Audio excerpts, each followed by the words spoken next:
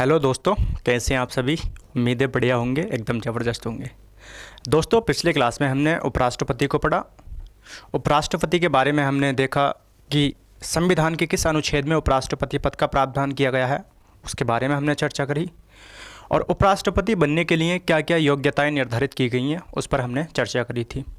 और किस तरह से उपराष्ट्रपति का चुनाव किया जाता है, किस तरह से उसका निर्वाचन होता है, उन सारी बातों पर हमने पिछले क्लास में चर्चा करी थी। आज दोस्तों हम बात करेंगे प्रधानमंत्री के बारे में। किसके बारे में चर्चा करेंगे? प्रधानमंत्री के बारे में, प्राइम मिनिस्टर के बारे में। किसके बारे में चर्चा करेंगे? प्राइम मिनिस्टर के बारे में चर्चा करेंगे। दोस्तों, अगर हम भारत के संविधान की बात करें तो भारत के संविधान में भारत में संसदीय व्यवस्था को अपनाया गया है। कौन सी व्यवस्था को अपनाया गया है? संसदीय व्यवस्था को अपनाया गया है।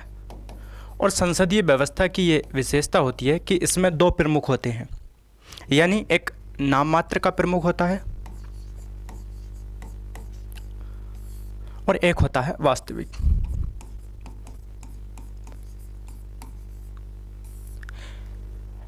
अगर हम संसदीय व्यवस्था की बात करें तो ये जो प्रावधान है किस देश के संविधान से लिया गया है? इसको ब्रिटेन के संविधान से लिया गया है। और इस संसदीय व्यवस्था की ये विशेषता है कि इसमें दो प्रमुख होते हैं, एक नाम मात्र का प्रमुख होता है और एक वास्तविक प्रमुख होता है। नाम मात्र का राष्ट्रपति होता है, यानी अगर हम राष्ट्रपति की बात करें तो ये कहा गया है कि कार्यपालिका की समस्त शक्तियां राष्ट्रपति में निहित होती हैं और राष्ट्रपति इन शक्तियों का प्रयोग या तो स्वयं करेगा या अपने अधीनस्थ अधिकारियों के द्वारा करेगा। लेकिन ये जो शक्तियां हैं ये नाम मात्र की हैं। क्यों? क्योंकि वास्तविक शक्तियां किसके पास होती हैं? प्रधानमंत्री के पास होती। तो वास्तविक कौन है? प्राइम मिनिस्टर है, प्रधानमंत्री है। यानी अगर हम नाम मात्र की बात करें तो ये जो राष्ट्रपति होता है ये क्या होता है? ये राष्ट्र का प्रमुख होता है।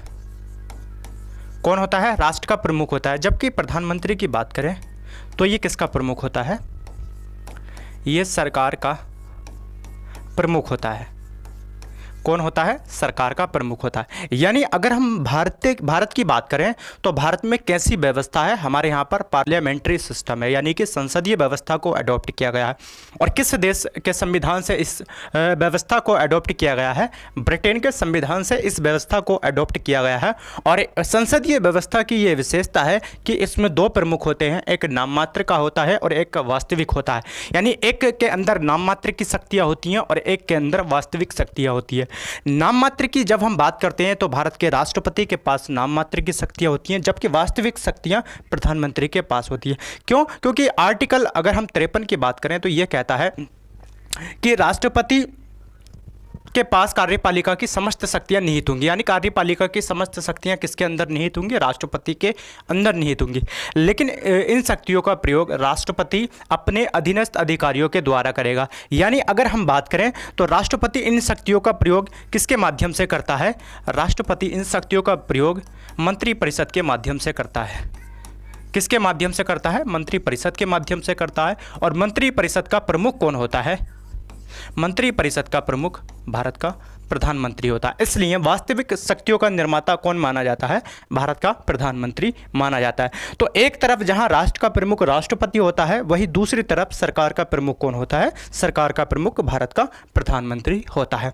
अब क्वेश्चन ये पूछा जाता है कि प्रधानमंत्री का निर्वाचन होता है या प्रधानमंत्री की नियुक्ति होती है? अगर हम प्रधानमंत्री की बात करें तो अनुच्छेद 75 क्या कहता है इस बारे में? अनुच्छेद 75 कहता है कि राष्ट्रपति, अनुच्छेद 75 कहता है कि भारत का जो राष्ट्रपति है वह लोकसभा में बहुमत दल के नेता को, किसको? बहुमत दल के नेता को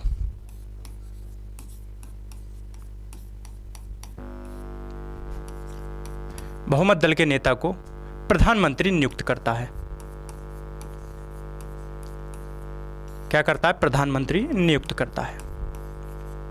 यानी अगर हम अनुच्छेद 75 की बात करें, अनुच्छेद 75 की बात करें, तो अनुच्छेद 75 स्पष्ट शब्दों में कहता है कि भारत का जो राष्ट्रपति है वो प्रधानमंत्री की नियुक्ति करता है। यानी इसका मतलब ये हुआ कि प्रधानमंत्री की नियुक्ति की जाती है, ना कि प्रधानमंत्री निर्वाचित होकर आता है।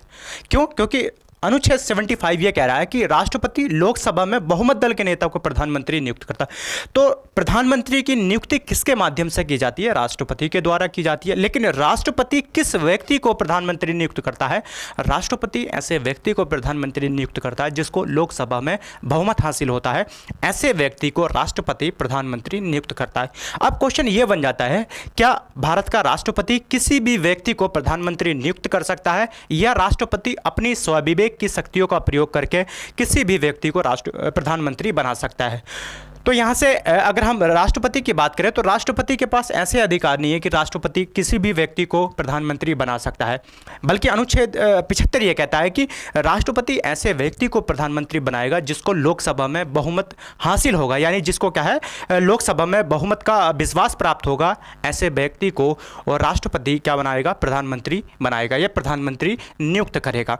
लेकिन अगर आकस्मिक परिस्थितियाँ आ जाती हैं या ऐसी परिस्थितियाँ बन जाती हैं कि किसी एक पार्टी को बहुमत हासिल नहीं हो पाता है लोकसभा में, या किसी गठबंधन को जो है लोकसभा में बहुमत हासिल नहीं हो पाता, तो ऐसी परिस्थिति में राष्ट्रपति अपनी स्वविवेक की शक्तियों का प्रयोग कर सकता है। यानी राष्ट्रपति के पास ऐसे अधिकार है कि राष्ट्रपति आकस्मिक परिस्थितियों में अपनी स्वविवेक की शक्तियों का प्रयोग करके किसी भी व्यक्ति को प्रधानमंत्री नियुक्त कर सकता है। लेकिन ऐसी परिस्थिति में भी ऐसे व्यक्ति को प्रधानमंत्री नियुक्त करेगा जो उस समय क्या है, मतलब लोकसभा में सबसे बड़ी पार्टी होगी या सबसे बड़ा गठबंधन होगा। ऐसे गठबंधन के या ऐसी पार्टी के व्यक्ति को क्या है, राष्ट्रपति प्रधानमंत्री नियुक्त कर सकता है अपनी स्वविवेक की शक्तियों का प्रयोग करके। लेकिन परिस्थितियां कैसी होंगी? आकस्मिक। जब किसी पार्टी को या किसी दल को लोकसभा में बहुमत हासिल नहीं होगा, तो ऐसी परिस्थितियों में राष्ट्रपति अपनी स्वविवेक की शक्तियों का प्रयोग कर सकता है। लेकिन इसके लिए भी शर्तें निर्धारित कर दी गई हैं कि जब भी राष्ट्रपति ऐसे व्यक्ति को प्रधानमंत्री बनाएगा, तो ऐसा व्यक्ति यानी जिसको प्रधानमंत्री बनाया गया है वो 1 महीने के अंदर अंदर क्या है, सदन में बहुमत हासिल करेगा। अन्यथा अगर उसको बहुमत हासिल नहीं हो पाता है तो उसका प्रधानमंत्री पद जो है वो क्या है, खाली हो जाएगा, रिक्त मान लिया जाएगा। तो अगर हम अनुच्छेद 75 की बात करें तो अनुच्छेद 75 यही कहता है कि भाई राष्ट्रपति नियुक्त करेगा प्रधानमंत्री को। इसका मतलब तो ये हो जाता है कि राष्ट्रपति किसको नियुक्त करेगा? प्रधानमंत्री को नियुक्त करेगा। लेकिन प्रधानमंत्री की नियुक्ति की जाएगी, प्रधानमंत्री कभी भी क्या है, निर्वाचित नहीं होकर आती। और कैसे व्यक्ति को नियुक्त कर रहा है भारत का राष्ट्रपति? जिसको लोकसभा में बहुमत हासिल होता है, ऐसे व्यक्ति को क्या है, राष्ट्रपति प्रधानमंत्री नियुक्त करता है। कैसे व्यक्ति को करता है? जिसको लोकसभा में बहुमत हासिल हो जाता है। और प्रधानमंत्री को शपथ की अगर हम बात करें तो शपथ भी कौन दिलाता है? प्रधानमंत्री को शपथ भी भारत का राष्ट्रपति दिलाता है। कौन दिलाता है? भारत का राष्ट्रपति प्रधानमंत्री को शपथ दिलाता है। और ये जो प्रधानमंत्री होता है किस बात की शपथ लेता है? यह संविधान के प्रति सच्ची श्रद्धा की शपथ लेता है। किसकी शपथ लेता है? सच्ची श्रद्धा की शपथ लेता है और कर्तव्य पालन की शपथ लेता है। यानी मैं अपने कर्तव्यों का पालन ईमानदारी से करूंगा, निष्पक्ष पूर्ण तरीके से मैं अपने कर्तव्यों का पालन करता हूं। तो मैं ईश्वर की शपथ लेता हूं, मैं संविधान के प्रति सच्ची श्रद्धा रखूंगा, मैं अपने कर्तव्यों का पालन ईमानदारी से करूंगा, निष्पक्ष तरीके से करूंगा, इस बात की क्या है, शपथ लेता है। लेकिन शपथ दिलाता कौन है? शपथ दिलाता है भारत का राष्ट्रपति प्रधानमंत्री को शपथ दिलाता है। अब प्रधानमंत्री बनने के लिए क्या क्या योग्यताएं होनी चाहिए, उस पर अगर हम बात करें तो प्रधानमंत्री बनने के लिए क्या क्या योग्यताएं होनी चाहिए? किसके? प्रधानमंत्री के लिए। प्रधानमंत्री बनने की योग्यता की अगर हम बात करें तो क्या क्या योग्यताएं होनी चाहिए? वैसे तो संविधान में स्पष्ट शब्दों में कहीं ये नहीं लिखा गया है कि प्रधानमंत्री बनने के लिए ये योग्यताएं होनी चाहिए, लेकिन कुछ बातें वहाँ पर मेंशन कर दी गई हैं। ये कहा गया है कि अगर कोई व्यक्ति प्रधानमंत्री है तो उसे क्या होना चाहिए? संसद का सदस्य होना चाहिए। क्या होना चाहिए? संसद का सदस्य होना चाहिए। होना चाहिए। इसका मतलब यह है कि संसद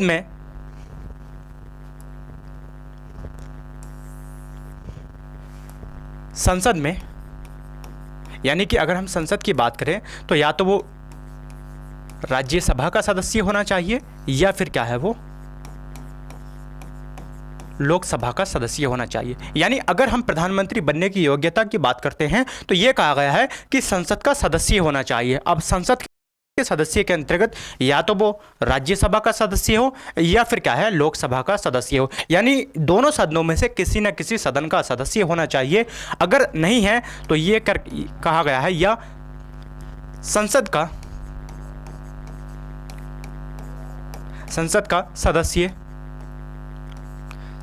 सदस्य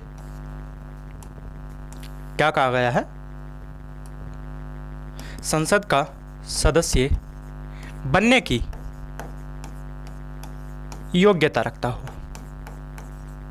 क्या रखता हो? योग्यता रखता हो। यानी या तो मतलब संसद का सदस्य होना चाहिए या फिर संसद का सदस्य बनने की योग्यता रखता हो। इसका मतलब ये हुआ कि अगर किसी व्यक्ति को लोकसभा में बहुमत हासिल हो जाता है और वो संसद के किसी भी सदन का सदस्य नहीं है तो राष्ट्रपति ऐसे व्यक्ति को प्रधानमंत्री नियुक्त कर लेते। लेकिन ऐसे व्यक्ति के बारे में कहा गया है कि ऐसे व्यक्ति को 6 महीने के भीतर संसद के किसी न किसी सदन का सदस्य बन जाना चाहिए, अन्यथा उसका जो मंत्री पद हो जाएगा या जो प्रधानमंत्री का पद है वो क्या है, रिक्त मान लिया जाएगा। तो ये कहा गया है कि अगर संसद का सदस्य नहीं है तो वो संसद का सदस्य बनने की योग्यता रखता हो, और अगर बनने की योग्यता रखता है और उसको लोकसभा में बहुमत हासिल हो जाता है तो राष्ट्रपति ऐसे व्यक्ति को प्रधानमंत्री नियुक्त कर लेता है। लेकिन 6 महीने के भीतर ऐसे व्यक्ति को संसद के किसी न किसी सदन की सदस्यता लेनी पड़ेगी, अन्यथा उसका प्रधानमंत्री का पद क्या है, खाली हो जाएगा 6 महीने के बाद, यदि 6 महीने के बाद वो किसी सदन का सदस्य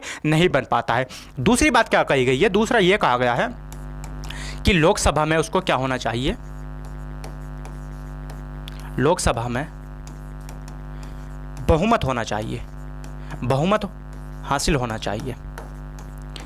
यानी अगर हम बात करें तो संसद का सदस्य होना चाहिए या बनने की योग्यता रखता हो, और दूसरा कहा गया है कि लोकसभा में बहुमत हासिल होना चाहिए, उसको बहुमत प्राप्त होना चाहिए। ऐसे व्यक्ति को राष्ट्रपति प्रधानमंत्री नियुक्त करता है। अगर हम प्रधानमंत्री की कार्यकाल की बात करें, प्रधानमंत्री के अगर कार्यकाल की बात करें तो प्रधानमंत्री का कार्यकाल निश्चित नहीं है। ऐसा नहीं है कि संविधान में उसको निश्चित कर दिया गया है कि भाई इतने बरस प्रधानमंत्री का कार्यकाल होता। यह कहा गया है कि लोकसभा के समानांतर है, किसके, लोकसभा के समानांतर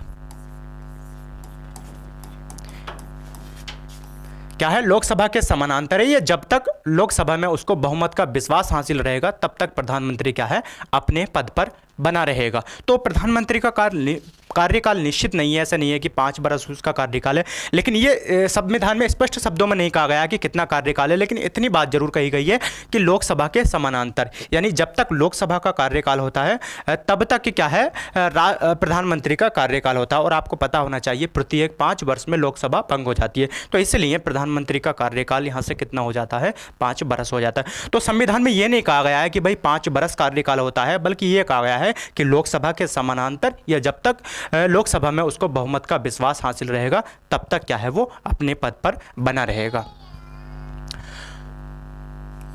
भारतीय संविधान के अगर हम अनुच्छेद 74 की बात करें तो अनुच्छेद 74 कहता है कि राष्ट्रपति को सलाह देने के लिए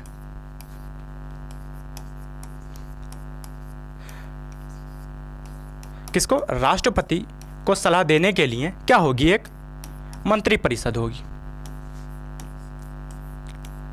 मंत्रिपरिषद होगी।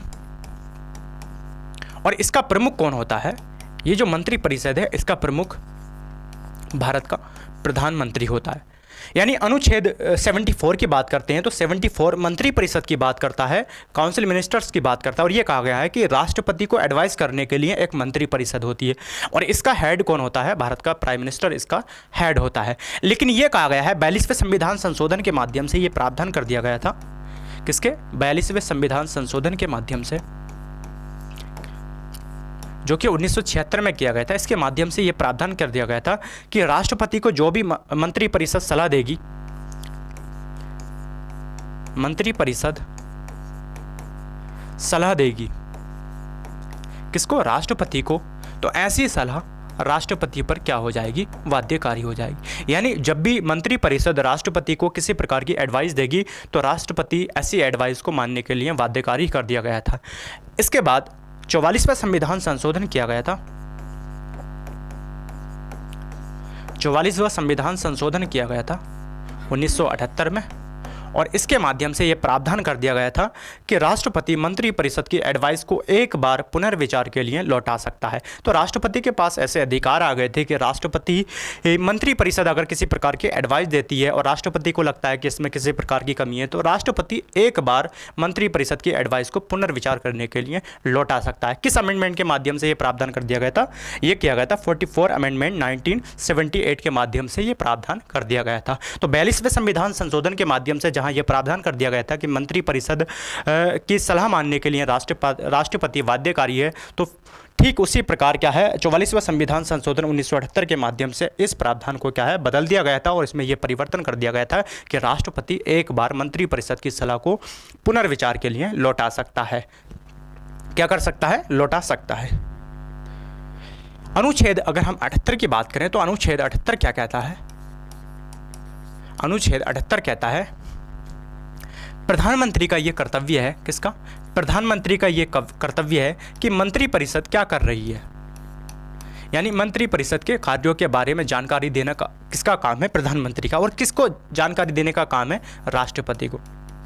तो इसका मतलब यह है कि प्रधानमंत्री का यह कर्तव्य बन जाता है कि समय समय पर मंत्रिपरिषद के बारे में राष्ट्रपति को बताता रहे। यह देश में किस तरह के कानून व्यवस्था चल रही है, शासन प्रशासन के कामकाज कैसे चल रहे हैं, इन सारी बातों से किसको अवगत कराएगा? भारत के राष्ट्रपति को अवगत कराएगा। इसलिए भारत का जो प्रधानमंत्री है वो मंत्रिपरिषद और राष्ट्रपति को जोड़ने वाली कड़ी बन जाता है। यानी अनुच्छेद 78 क्या कहता है? अनुच्छेद 78 यही कहता है कि वह समय समय पर क्या है राष्ट्रपति को अवगत कराएगा कि मंत्रिपरिषद क्या कर रही है, कैसे कार्य कर रही है, या देश में शासन प्रशासन के कामकाज कैसे चल रहे हैं। इन सारी बातों से अवगत कौन कराएगा? भारत का प्रधानमंत्री कराएगा। समय समय पर कराएगा। किसको कराएगा? भारत के राष्ट्रपति को कराएगा। अगर हम प्रधानमंत्री की बात करते हैं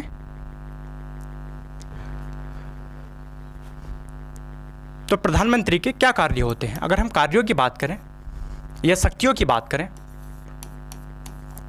तो प्रधानमंत्री के पास क्या क्या शक्तियां होती हैं या क्या क्या कार्य होते हैं? प्रधानमंत्री मंत्रिपरिषद के जीवन और मरण का केंद्र माना जाता है। जीवन व मरण का केंद्र माना जाता है। यानी इसका मतलब यह हुआ कि अगर प्रधानमंत्री की मृत्यु हो जाती है, अगर प्रधानमंत्री की मृत्यु हो जाती है तो ये जो मंत्रिपरिषद है ये क्या है? स्वयं भंग हो जाएगी, या क्या है? स्वयं समाप्त हो जाएगी। इसलिए क्या है? प्रधानमंत्री को जीवन और क्या है? मंत्रिपरिषद के जीवन और मरण का केंद्र माना जाता है। प्रधानमंत्री की अगर हम बात करें तो प्रधानमंत्री नीति आयोग का अध्यक्ष होता है। किसका अध्यक्ष होता है? नीति आयोग का अध्यक्ष होता है। प्रधानमंत्री राष्ट्रीय एकता परिषद का अध्यक्ष होता है, या फिर अगर हम बात करें तो प्रधानमंत्री राष्ट्रीय विकास परिषद का अध्यक्ष होता है। राष्ट्रीय विकास परिषद का अध्यक्ष होता है प्रधानमंत्री। और किसका अध्यक्ष होता है? प्रधानमंत्री राष्ट्रीय जल संसाधन परिषद का अध्यक्ष होता है।